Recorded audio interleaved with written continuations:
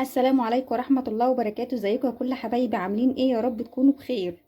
النهاردة بقى ايه؟ قلنا نعمل شوية فتة كده مع بعضينا كده، شوية فتة. وعندي ايه؟ حتتين لحمة ووركين. قلت اقوم اعمل بقى اللي بيحب اللحمة ياكل واللي بيحب الفراخ ياكل. رحت عاملة شوية فتة كده وشوية شوربة لسان عصفور اهون، وبالهنا والشفا على قلب اللي ياكل. اهو يا جماعة، يلا بينا نشوف احنا عملنا الكلام ده ازاي. يلا بينا هنعمل بقى مع بعض الفت. هنا حطيت اهون اللحمه اتسلقت وطفيت عليها. هنا بقى هعمل بقى الدمعه بتاعتها. وهنا طبعا انا ما عنديش العيش بتاع الفته، العيش المحمص للفته. مش هنقف على حاجه، هنتصرف. اهو جبت عيش طري طري من الفرن البلدي، رغيف طري عادي اهو. مسكته قطعته وحطيته على النار وحطيته فيه معلقه سمنه بس، وهقعد احمره بمعلقه السمنه دي بس. وهنشوفه دلوقتي مع بعض. هنا اهو بقى حطيت التومه بعد ما البصله ما احمرت عشان اعمل الدمعه بتاع الفته. اهي يا جماعه، انا مش عايزاها تغمق، يا دوبك تاخد لون كده واقوم حاطه لها القوطه اهي. واجي هنا العيش بتاعنا اهو، لازم افضل اقلبه يا جماعه، ما اسيبوش، لازم انا اقلبه اهو، هتطلع اجمل فته اهو. يا جماعه رجعت للعيش تاني اهو، ايدي فيه ما اسيبهوش اهو، افضل اقلبه اهو. ابتدى ياخد لون معايا اهو وينشف، مش هحرقه عشان ما يبقاش مر في الفت اهو. اعمل بقى يا جماعه شويه لسان عصفور اهي. حطيت حله على النار اهي، ما فيهاش اي مواد دهنيه خالص. رحت حاطه قدامكم اهو لسان العصفور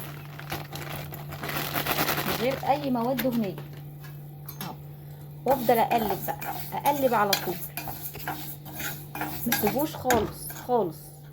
وهنا العيش اهو اللي انا حمرته اهو، ما اتحرقش اهو، جميل ازاي اهو، ولونه ذهبي وتحفه اهو.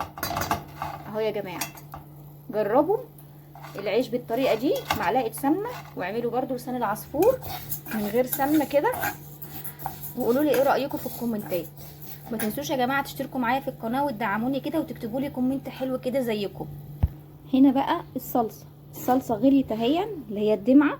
هتبلها بقى ملح وفلفل وكمون وكزبره ناشفه اهو، وبهارات لحم اهو. واحط لها كده مكعب مرق الدجاج اهو يا جماعه.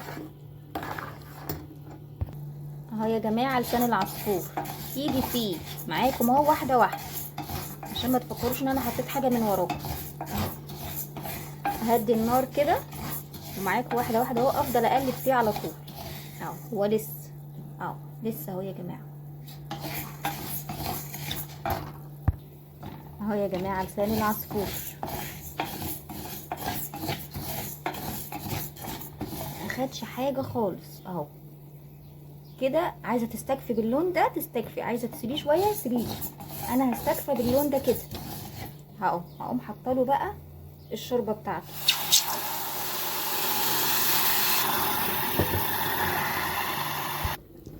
اعمل بقى شويه رز اهو.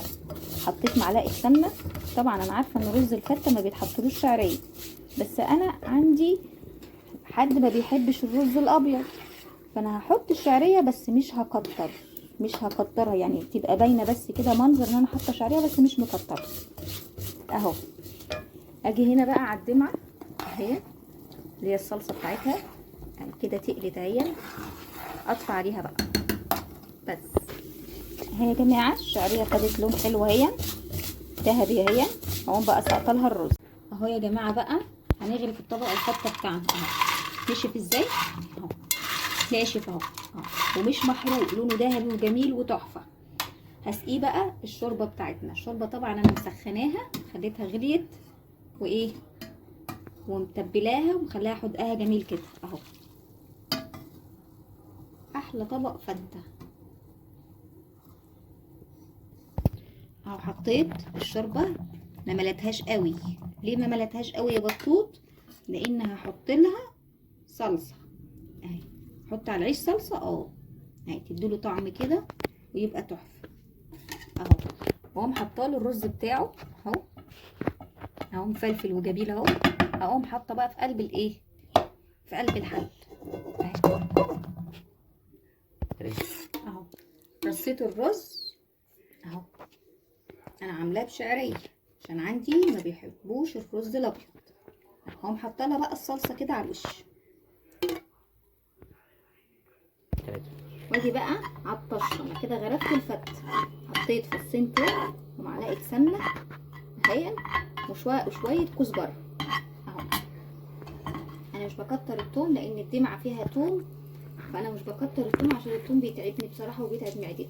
بس اهو يا جماعه خدت اللون الذهبي اهو. انا مش عايزه اغمقها اهو. رحت مطفيه النار واقوم حاطه لها طشه سمنه.